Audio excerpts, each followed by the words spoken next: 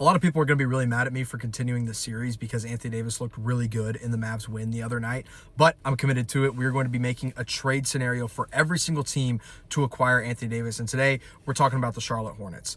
Now, will the Hornets actually trade for Anthony Davis? I don't think so, but they don't have a big man.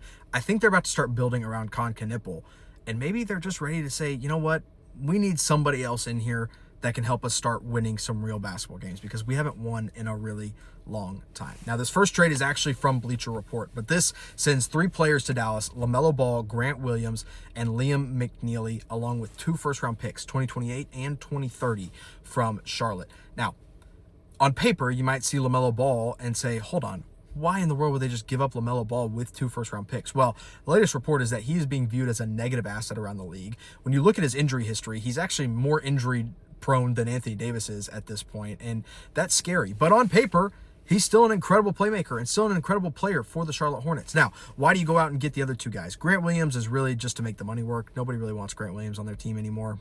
Sorry. And then Liam McNeely is a former high school teammate of Cooper Flagg and a rookie that could actually turn into something one day. I like McNeely. I would have liked Dallas to trade into the second round for him in this past draft. So I think this is a good haul of players, with the exception of, is LaMelo Ball worth the headache? Is he worth the injury proneness? Can you turn around and trade him later on down the road if this contract continues to look bad? I don't know. Or are you stuck with him for the next few years?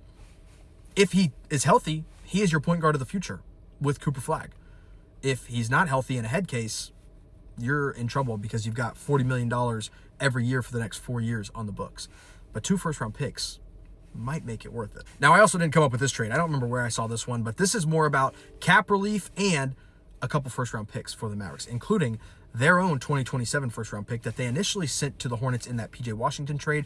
But this time, in this trade, they get it back so they control their own pick, and then they get a 2029 first-round pick that's via Utah, Portland, or Milwaukee. I don't really know how it works out and who gets what, but another pick in 2029. You get some cap relief with Colin Sexton being off the books next year. Miles Bridges on the books for the next 2 years, and let it be known, I do not want Miles Bridges in Dallas. I think he's a terrible person. I don't even think he should be in the NBA at this point because of everything off the floor. But maybe you can convince some other team to take him and you flip him for another first-round pick.